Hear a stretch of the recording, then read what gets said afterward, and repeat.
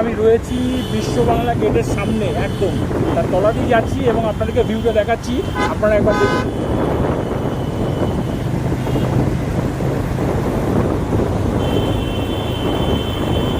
এই কাজটা কিন্তু আগে ছিল না, এখন হয়ে গেছে। এবার দেখুন বিশ্ব বাংলা গেট।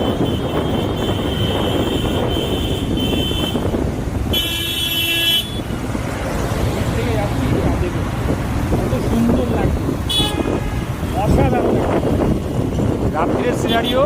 আর নিচ থেকে আন্ডারপাস হয়ে আমরা বেরিয়ে যাচ্ছি।